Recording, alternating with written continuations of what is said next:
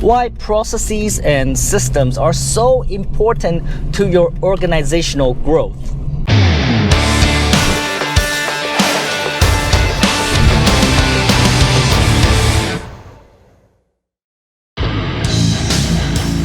Hey Tom Peng, love what you're doing on your channel, buddy.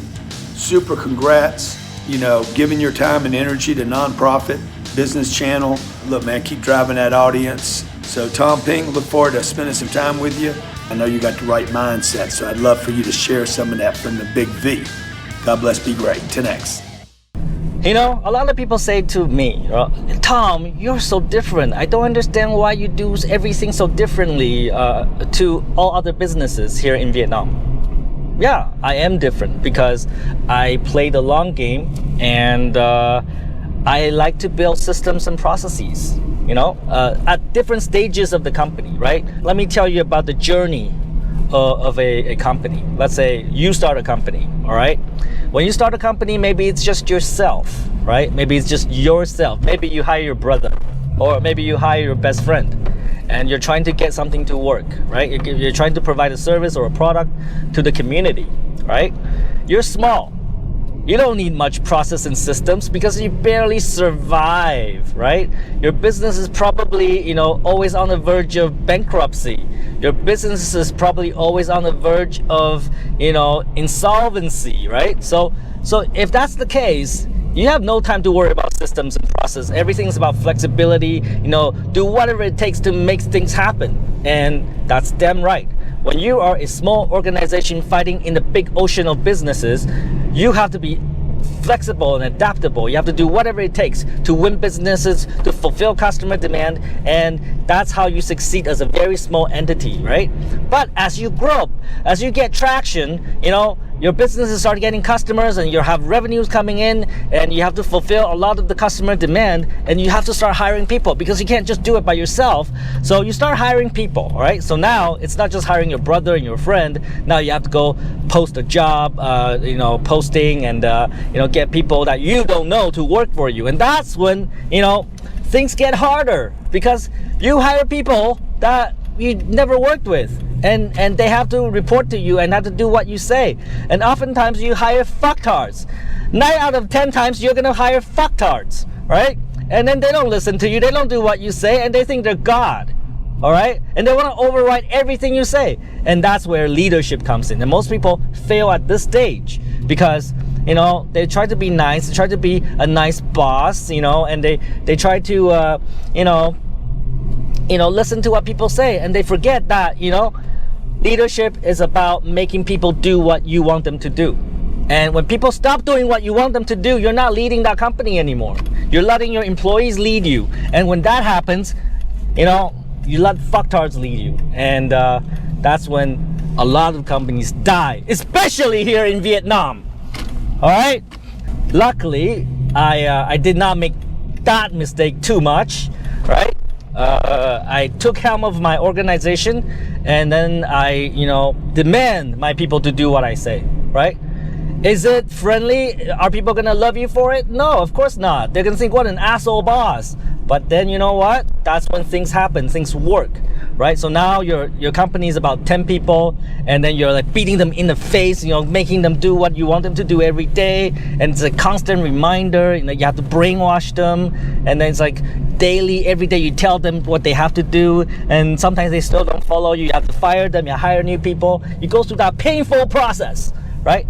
If you're an entrepreneur, you know what I mean, because you've been through it, right? If you haven't been through it, you're not a real entrepreneur, because every entrepreneur I know in Vietnam has gone through that process. Any entrepreneur in the world has gone through that process, right? And so now you have an organization of 10 people. Now you need some form of process, right? Because 10 people is still manageable, but it's becoming more difficult. In order to make sure people follow you and do what you say, you have to have a way to track them. You need a way to measure if they do what you ask them to do, right? If you tell them to do something and they don't do it, do you know about it? You need a way to measure, track, and make sure they do what you do. So you need some kind of process and systems, right? And sometimes, employees can be total fucktards, right? So you have to give them steps. Step 1, you do this. Step 2, you do this. Step 3. And that forms the basis of process. Why do we have process? Because when you have process, it reduces the risk of people making mistakes. But when you have too much process, it also kills innovation and creativity.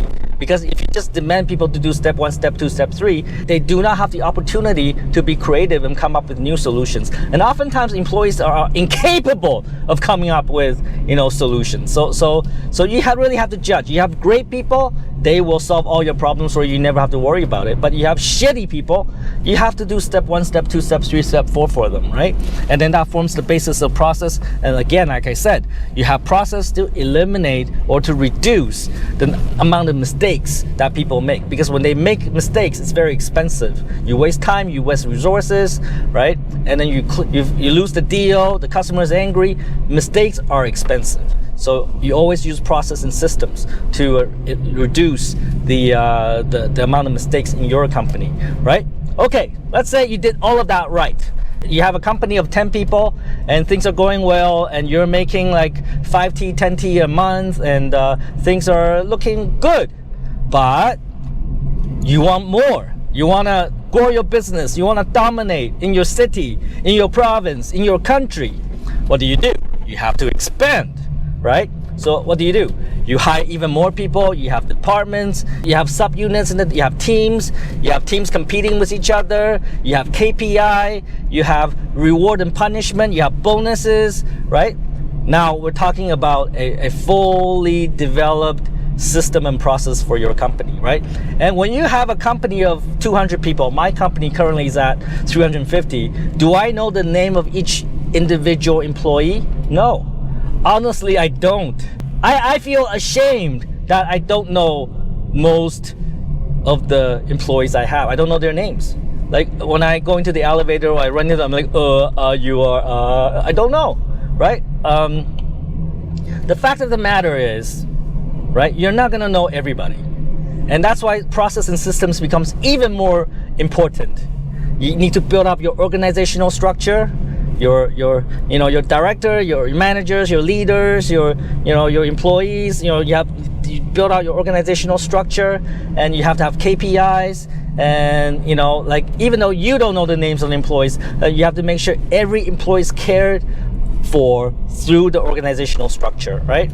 And now you have even more processes, and you're always balancing, right?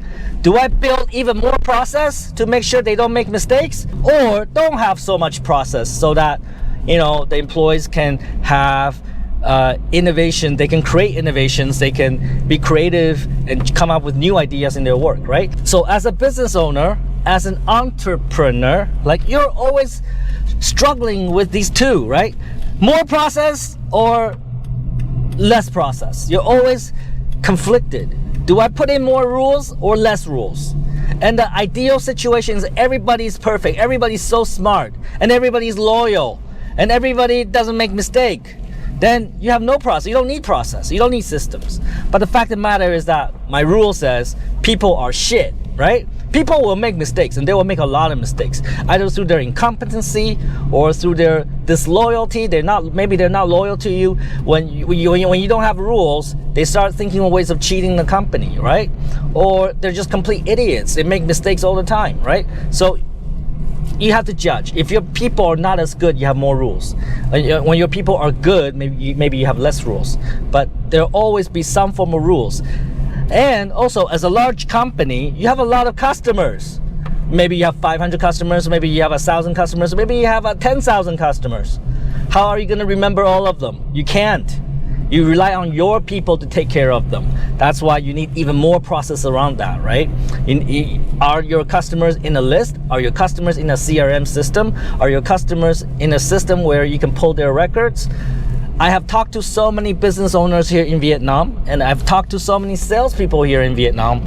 I'm just so surprised that they don't have any form of system, right? Do you have a list of your customers? No, we don't. And I'm usually like, what?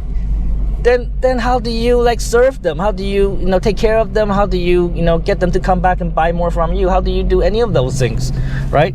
So having system and process is even more important as your company grows to 200, 300, 500 people. And my companies are currently at 350 people in Vietnam. I'm not even counting the global enterprise here, and we're probably gonna grow to 500 this year, and maybe in the next 2-3 years we'll be over 1,000, right? As such, processes and systems are becoming increasingly more important. We have very good systems and processes in our sales team, but I would say that in our other teams, especially say customer service, we still need to work on it a lot. All right, we still need to improve our systems and processes there, and that will be my focus for the next month. I will look at our customer service department and see how we can improve that, so we can always provide top tier level service to our customers, and we need that to happen in order to have a successful business. Otherwise we fucking die, right? So final message here to business owners, to entrepreneurs: as your business grow, you have to look at CRMs, you have to look at systems and processes, you have to look at it more seriously, build policies, build rules inside your organization to avoid fucktards fucking up your business, to avoid people that are disloyal and fuck you in the ass, right? So those are important things as a business owner you must take care of. I know that building business is very exciting. I do it because I find the excitement in it, but don't forget that you still have to build systems and processes around your organization. Without it, it's really hard to scale. Take fucking action and don't be a fucktard.